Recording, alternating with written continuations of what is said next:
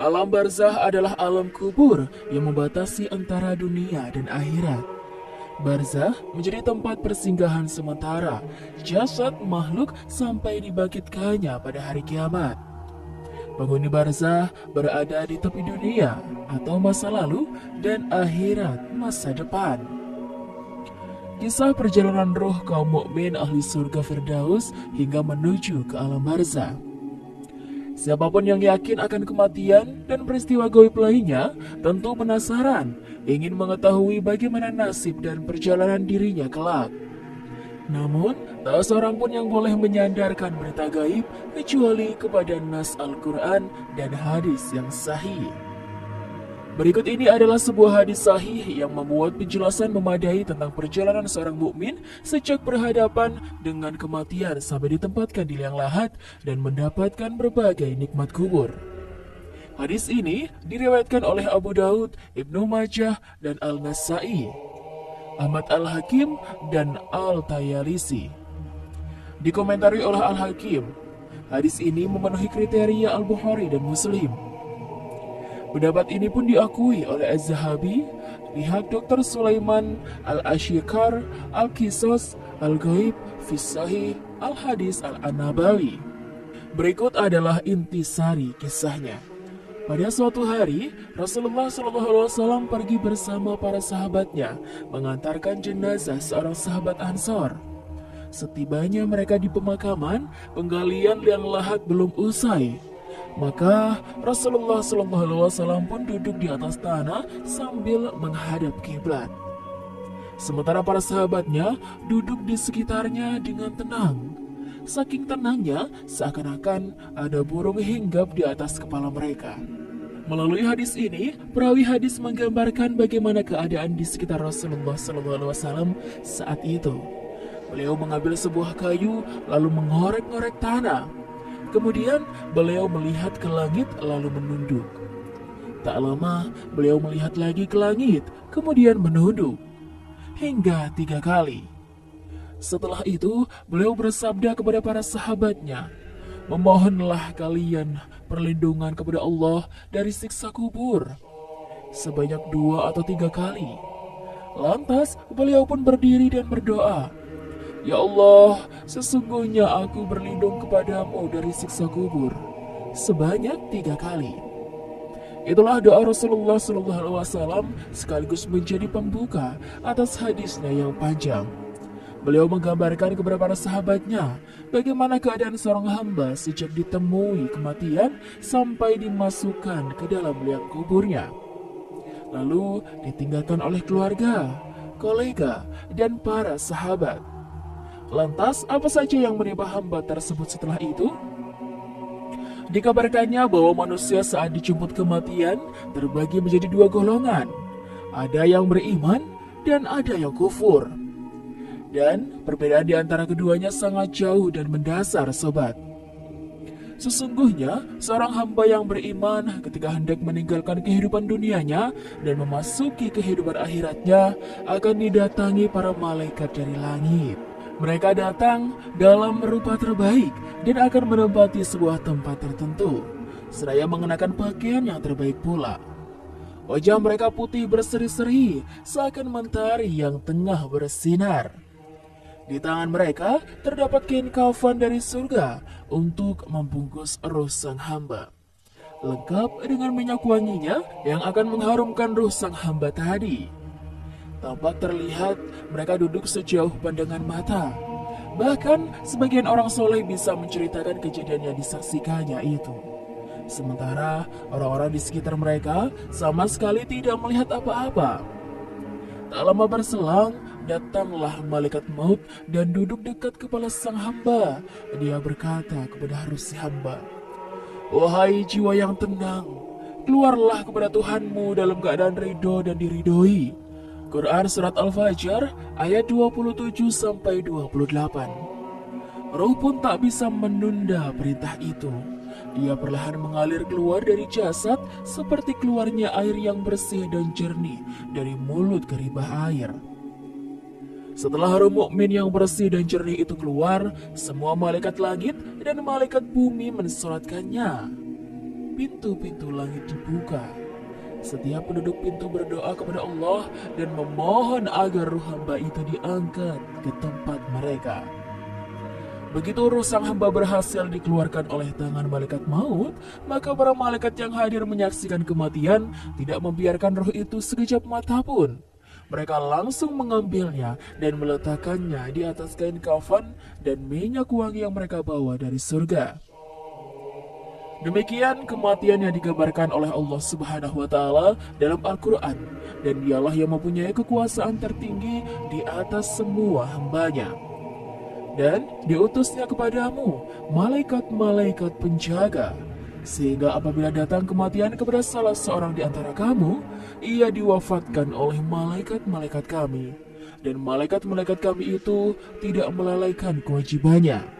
Quran Surat Al-An'am ayat 61. Setelah ruh terpisah dari jasad sobat, terciumlah aroma semerbak wangi sampai-sampai memenuhi dunia. Rasulullah SAW sendiri telah menggambarkan bagaimana aroma wangi roh hamba tersebut. Melalui sabdanya, aroma itu keluar dari ruh bagaikan minyak kasturi yang paling wangi yang pernah engkau temukan di muka bumi. Rupanya, itu ruh yang selalu diharumkan dengan keimanan dan amal-amal soleh sewaktu di dunia. Dan jejak aroma dari roh itu jelas diketahui saat ruh tersebut keluar dari jasadnya dan tercium para malaikat. Bahkan aroma wangi dari orang meninggal seperti itu tercium pula oleh sebagian orang saleh. Dapat dipastikan sobat, aroma wangi itu salah satunya keluar dari ruh para syuhada. Sebab banyak sekali kabar mutawatir baik yang klasik maupun yang modern tentang para syuhada yang jasadnya mengeluarkan aroma wangi yang tercium oleh orang-orang yang masih hidup. Namun terkadang ada pula aroma wangi yang lahir dari selain para syuhada. Setelah berhasil menggenggam ruh sang hamba, para malaikat langsung bertolak ke langit tertinggi. Di perjalanan, setiap berjumpa dengan kerumunan malaikat, mereka ditanya tentang bawaan ruh yang wangi sewangi minyak misik itu. Salah satu dari mereka pun menjawab, "Ini adalah ruh Fulan bin Fulan." Tak lupa mereka menyebut nama ruh hamba itu dengan nama terbaik yang pernah mereka dengar di dunia. Setibanya di langit dunia, para malaikat membawa ruh meminta izin kepada para penjaga langit. Setelah diizinkan masuk, mereka pun diikuti dan diantar para malaikat di langit dunia sampai ke langit berikutnya. Begitu seterusnya hingga di langit ketujuh. Setiba di langit ketujuh, Rabbul Izzati berfirman, "Tulislah oleh kalian nama hambaku ini di Iliyin." Sebagaimana firman-Nya dalam Al-Quran, "Tahukah kamu apakah Iliyin itu? Yaitu kitab yang tertulis yang disaksikan oleh malaikat-malaikat yang didekatkan kepada Allah Subhanahu wa Ta'ala." Quran Surat Mutaffifin ayat 19-21. Maka ditulislah nama hamba tersebut pada Iliyin. Lalu dikatakan kepada mereka, "Kembalikanlah dia ke bumi, sebab aku berjanji kepada mereka, darinya aku menciptakan mereka. Ke sana aku mengembalikan mereka, dan darinya aku mengeluarkan mereka lagi." Hal itu sebagaimana dilansir dalam Al-Quran, "Dari bumi, tanah, itulah kami menjadikan kalian dan kepadanya kami akan mengembalikan kalian. Dan daripada kami akan mengeluarkan kalian pada kali yang lain." Quran Surat Thaha ayat 55. Setelah melewati perjalanan langit dan namanya dicatat dalam Iliyin, roh itu dikembalikan ke bumi dan dimasukkan lagi ke jasadnya. Sehingga dia bisa mendengar kembali suara sandal kawan-kawannya yang berpaling meninggalkan kuburnya dan bertolak ke rumah masing-masing. Setelah roh itu dikembalikan ke dalam jasad yang ada di dalam kubur, maka hanya Allah yang Maha mengetahui cara mengembalikannya. Sebab keadaan alam kubur atau alam barzah tidak seperti keadaan di dunia. Selanjutnya, dia akan didatangi oleh kedua malaikat yang berteriak keras dan kasar. Didudukanlah hamba tersebut oleh mereka, lalu ditanya tentang 4 hal. Pertanyaan pertama adalah tentang Tuhan yang disembahnya semasa di dunia. Keduanya berkata, "Siapakah Tuhanmu?" Maka hamba itu menjawab, "Tuhanku adalah Allah." Pertanyaan kedua adalah tentang agama yang dipeluk dan mengajarkan dirinya beribadah kepada Tuhannya. Maka hamba itu pun menjawab, "Agamaku adalah Islam." Pertanyaan yang ketiga adalah tentang Rasul yang diutus di tengah umat Islam dan menjadi panutannya. Maka dia akan menjawab, "Rasulku adalah Rasulullah SAW." Dan pertanyaan keempat adalah tentang amal-amalnya semasa di dunia. Maka dia akan menjawab, "Aku membaca kitabullah, beriman kepadanya, bersedekah, dan yang lainnya." Pertanyaan-pertanyaan di atas mencerminkan fitnah atau ujian kubur sekaligus fitnah terakhir yang dihadapkan kepada seorang mukmin. Saat itu tidak berguna sedikit pun kecerdasan, tipu daya, dan cara lain untuk menyelamatkan dirinya. Andai ada orang kafir yang menghafal jawaban-jawaban itu dengan benar di dunia, maka jawaban-jawaban tersebut tidak akan keluar sesuai dengan yang diinginkan. Sebab orang yang diberi pertolongan untuk memberikan jawaban yang benar hanyalah orang mukmin yang ditetapkan Allah keimanan dan amal solehnya. Sehingga dia bisa menjawab dengan benar, hal itu sejalan dengan firman-Nya. Allah meneguhkan iman orang-orang yang beriman dengan ucapan yang teguh itu dalam kehidupan di dunia dan di akhirat. Dan Allah menyesatkan orang-orang yang zalim dan memperbuat apa yang Dia kehendaki.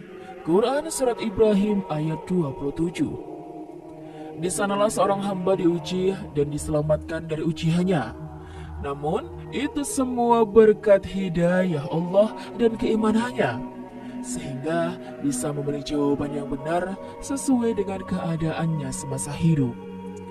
Setelah itu, terdengar suara panggilan dari langit yang membenarkan apa yang disampaikan. Memerintah para malaikat untuk mengubah kuburnya menjadi salah satu taman surga. Lalu terdengarlah suara dari langit, "Hambaku ini benar, maka hamparkanlah sebuah taman dari surga untuknya. Berilah pakaian dari surga untuknya. Bukalah sebuah pintu ke surga untuknya."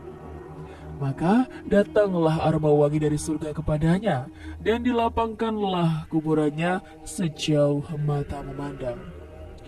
Hilang seruan itu, datanglah kepada hamba tersebut seorang laki-laki atau seorang yang menyerupai sosok laki-laki. Laki-laki itu berwajah tampan, berpakaian bagus, dan beraroma wangi. Kemudian laki-laki itu menyampaikan kabar gembira yang menenangkan hati. Dalam hadis ditegaskan, datanglah kepada seorang laki-laki berwajah tampan, berpakaian bagus, dan bertubuh wangi. Dia berkata, "Gembirakanlah dirimu dengan kabar yang menenangkanmu. Gembirakanlah dirimu dengan kabar tentang keridhaan Allah dan surga-surga yang berisi aneka kenikmatan abadi di dalamnya. Inilah harimu yang dijanjikan kepadamu." Sang hamba pun mencoba mencari tahu siapa sesungguhnya laki-laki yang memberikan kabar gembira kepada dirinya. Dia lalu bertanya, "Semoga Allah memberikan kabar baik kepadamu. Siapakah engkau? Wajahmu adalah wajah yang membawa kebaikan." Namun, belakangan sang hamba tahu bahwa laki-laki pembawa kabar gembira adalah amal soleh yang pernah ia kerjakan selama di dunia. Sementara harta kekayaan, keluarga, dan anaknya tak lagi di sampingnya. Yang tertinggal adalah amal baik yang membawa kabar gembira baginya, menemani dirinya dalam kuburnya. Maka sosok yang diserupakan dengan sosok laki-laki itu menjawab, "Aku adalah amal solehmu. Demi Allah, aku tidak mengetahuimu kecuali dulu engkau bergegas menaati Allah. Namun, lamban dalam melakukan kemaksiatan. Semoga Allah membalas kebaikanmu." Di samping itu, Allah juga menjelaskan bagaimana keadaan yang akan dihadapi seorang hamba pada hari kiamat, baik hamba yang mukmin maupun hamba yang kufur. Bagaimana nasib mereka kelak pada hari itu berkat keimanan dan kesalihan masing-masing. Seperti yang diungkap dalam hadis, pada hari itu sebuah pintu dari surga akan dibukakan untuk hamba yang mukmin. Sesungguhnya seorang hamba mukmin akan mengetahui sejauh mana nikmat Allah kepada dirinya. Bagaimana pula keadaannya jika tidak ditunjukkan kepada jalan Islam setelah melihat tempatnya di dalam surga kenikmatan? Karenanya, tidaklah heran sobat, setelah melihat kenikmatan yang menaati dirinya di negeri keabadian, seorang hamba sampai meminta disegerakan kiamat kepada Tuhannya. Tujuannya agar dirinya bisa segera menempati negeri tersebut, menikmati apa yang dijanjikan Allah di dalamnya. Maka disampaikanlah kepadanya, tenanglah, segala sesuatu telah ditetapkan waktunya. Ketika waktu itu datang, maka apa yang ditetapkan Allah akan terjadi, pasti terjadi. Demikianlah yang terjadi pada seorang hamba mukmin, mulai turun sakaratul maut atau sekarat untuknya hingga datang tuntutan untuknya agar senantiasa tenang dalam kubur sampai tiba waktu yang telah ditetapkan Allah atau kiamat. Berdasarkan hadis Nabi Muhammad SAW yang sahih, wallahu a'lam. Kisah perjalanan ruh orang zalim, ahli neraka jahanam hingga menuju ke alam barzah. Tak seorang pun di antara kita yang mengetahui apa yang terjadi saat ajal menjemputnya. Sebab kematian merupakan peristiwa gaib yang hanya diketahui oleh Allah kecuali yang dibocorkan melalui ayat-ayatnya, hadis qudsi atau hadis-hadis sahih Rasulullah SAW. Salah satunya hadis sahih yang bercerita tentang kematian seorang penzalim di bawah ini. Ia diriwayatkan oleh Abu Daud, Ibnu Majah, dan Al-Nasai, Ahmad Al-Hakim, dan Al-Tayalisi. Di dalamnya dikisahkan bahwa suatu hari Rasulullah SAW pergi bersama para sahabat mengantarkan jenazah seorang sahabat Ansor. Setibanya mereka di pemakaman, penggalian yang lahat belum usai. Maka Rasulullah SAW pun duduk di atas tanah sambil menghadap kiblat. Sementara para sahabat duduk di sekitarnya dengan tenang. Sambil menunggu panggilan yang lahat usai, beliau kemudian bercerita kepada para sahabat bagaimana keadaan seorang hamba yang zalim dan kufur saat ditemui kematiannya, sampai dimasukkan ke liang lahat, lalu ditinggalkan oleh keluarga, kolega, dan para sahabat. Lantas, apa saja yang menimpa hamba tersebut setelah itu? Sesungguhnya, seorang hamba yang kufur dan zalim ketika akan meninggalkan dunia fana dan memasuki alam baka, turunlah para malaikat langit dalam rupa yang menakutkan dan menyeramkan. Mereka berlaku kasar dan keras, serta wajah yang hitam legam. Setibanya mereka duduk di dekatnya, sejauh mata memandang, mereka membawa kain kafan dan minyak dari neraka. Tak lama, malaikat maut datang kepadanya dan duduk di dekat kepala, lantas membentak, "Wahai jiwa yang kotor, keluarlah kepada murka Allah." Tak lama kemudian, roh hamba kufur itu dicabut dan dipisahkan dari jasadnya. Roh itu sempat mau kabur dan bersembunyi. Namun, malaikat maut segera mencabutnya dengan kasar, bagaikan menarik besi berduri dari daging panggang. Kita pun bisa membayangkannya sobat, jika menarik tusukan besi berduri dari daging panggang tidak mungkin dilakukan kecuali dengan susah payah. Sebab jika tidak, daging yang ditariknya akan tersisa pada tusukannya. Ini adalah gambaran bagaimana kasar dan kerasnya proses pencabutan roh dari jasad orang-orang kafir di saat kematian mereka. Rasulullah SAW juga menggambarkan dalam hadisnya bagaimana keadaan orang kafir dan orang zalim saat dicabut ruhnya. Maka terputuslah seluruh urat dan saraf-sarafnya. Di samping itu, seluruh malaikat mengutuk mereka, baik malaikat yang ada di antara langit dan bumi maupun para malaikat langit. Pintu-pintu langit itu pun ditutup untuk ruh hamba yang kotor tersebut. Semua penduduk pintu langit yang dilewatinya menakut-nakuti dan mendoakan agar Allah menjauhkan ruh tadi dari mereka. Para malaikat turun menghadiri kematian sang hamba, segera mengambil si roh kotor yang itu. Setelah diletakkan di atas kain kafan yang mereka bawa dari neraka, roh pun bertambah kotor. Lebih parah lagi, roh tersebut mengeluarkan aroma bau yang tak sedap akibat kekufuran dan amalan-amalan buruknya. Sampai-sampai para malaikat yang dilewati ruh tersebut merasa terganggu, sehingga ditanyakan satu malaikat yang bertugas menjaganya menjawab, "Ini adalah ruh Fulan bin Fulan. Dia menyebutnya dengan nama terburuk yang pernah dipergunakan di dunia." Begitu sampai di dunia, sobat, roh itu tak diizinkan masuk. Sebab langit tidak pernah dimasuki siapapun kecuali makhluk-makhluk suci ahli keimanan dan ketakwaan. Sementara makhluk-makhluk yang kufur dan zalim tidak pantas mendapat kemuliaan itu. Maka Rasulullah SAW melantunkan firman Allah, "Sesungguhnya orang-orang yang mendustakan ayat-ayat kami dan menyombongkan diri di hadapannya, sekali-kali tidak akan dibukakan bagi mereka pintu-pintu langit, dan tidak pula mereka masuk surga, hingga unta masuk ke lubang jarum. Demikianlah kami memberi pembalasan kepada orang-orang yang berbuat kejahatan." Quran Surat Al-A'raf ayat 40. Dalam pada itu, Allah memerintahkan mereka untuk mencatat nama hamba tersebut dalam sijin yang ada di lapisan bumi ketujuh. Ini artinya mereka diperintah untuk menjauhkannya dari bahan mereka diciptakan bumi. Namun Allah akan mengembalikan mereka kepada bumi dan mengeluarkannya lagi dari bumi pada hari kiamat. Demikianlah yang dijanjikannya dalam Al-Quran. Dari bumi atau tanah itulah kami menjadikan kalian, dan kepadanya kami akan mengembalikan kalian, dan daripadanya kami akan mengeluarkan kalian pada kali yang lain. Quran Surat Toha ayat 55.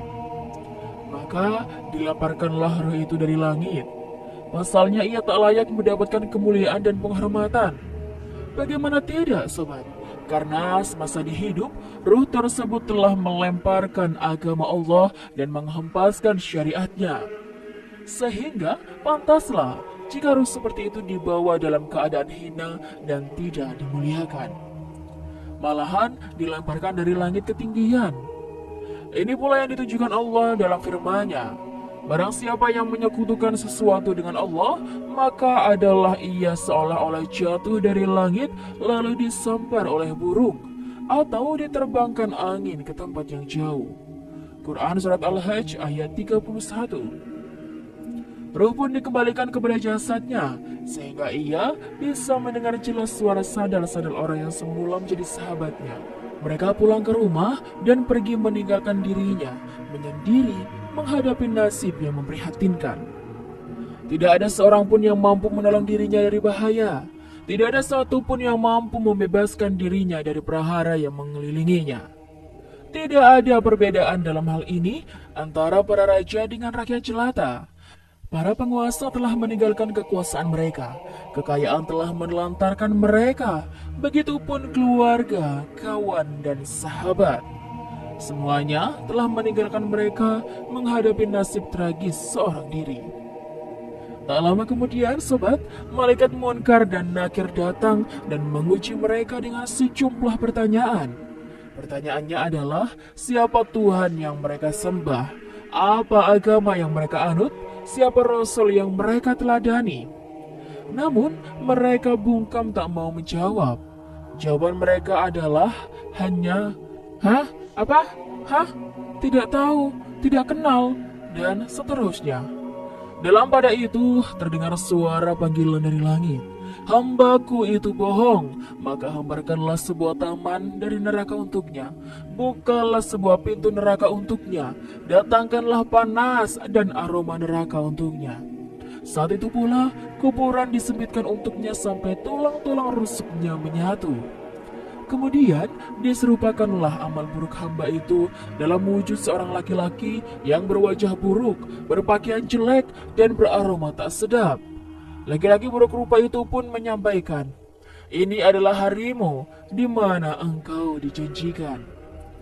Maksudnya, hari yang telah dijanjikan Allah kepada orang-orang kufur dan zalim dalam kitabnya melalui lisan Rasulullah SAW. Begitu sang hamba menanyakan identitas laki-laki yang membawa kabar buruk untuk dirinya, dia menjawab, "Aku adalah amal burukmu. Demi Allah, aku tidak tahu engkau kecuali lamban menaati Allah dan cepat bermaksiat kepadanya. Semoga Allah membalas keburukanmu." Maka Allah pun menyiapkan para petugas yang akan menyiksa di kuburnya. Petugas itu tunanetra, tunarungu, dan tunawicara. Di tangannya terdapat gagang besi, yang apabila dipukulkan pada gunung, ia akan hancur lebur menjadi tanah. Dengan besi itulah sang hamba yang kufur itu dipukuli sampai hancur menjadi tanah. Setelah hancur, Allah mengembalikannya lagi seperti semula untuk dipukuli. Begitu seterusnya, setiap kali dipukul, teriakannya terdengar oleh segala sesuatu, kecuali jin dan manusia. Selanjutnya, dia melihat kediamannya di surga, seandainya dirinya dulu beriman, serta kediamannya di neraka yang akan ditempatinya, akibat kekufuran dan kesesatannya. Begitu melihat azab yang telah menantinya, dia lalu berdoa kepada Tuhannya, agar tidak didirikan dulu kiamat. Azab itu pula yang telah membuat dirinya disiksa di alam kubur. Padahal siksa yang diberikan pada dirinya di alam kubur lebih ringan daripada siksa yang telah menantinya kelak di neraka. Bagaimana tidak, baginya kuburan menjadi salah satu taman neraka. Nauzubillah, mari kita berlindung kepada Allah agar selamat dari siksa neraka, sebagaimana yang dicontohkan Rasulullah SAW. Ya Allah, sesungguhnya aku berlindung kepadamu dari siksa api neraka dan fitnah neraka, dari fitnah kubur, dari azab kubur, dari keburukan fitnah Al-Masih Dajjal, dari keburukan fitnah kekayaan, dan dari fitnah kefakiran. Hadis riwayat Ahmad. Walhasil, jika perjalanan orang-orang baik dan orang-orang zalim di dunia saja berbeda, maka apalagi tempat kepulangan masing-masing mereka di akhirat. Setiap dari mereka akan menempuh jalan masing-masing, sebagaimana yang telah diceritakan oleh Rasulullah SAW dari mulai menghadapi kematian sampai orang-orang mukmin mengambil bagiannya di surga, dan orang-orang kafir mengambil bagiannya di neraka. Berbahagialah orang yang dinasihati, lalu mengambil nasihat itu. Beruntunglah orang yang tahu lalu belajar. Bergembiralah orang yang sadar lalu menyadari. Dia tidak larut dalam kezaliman, tidak lalai kepada akhiratnya, tidak lupa terhadap dirinya, sampai datang keyakinan atau kematian padanya.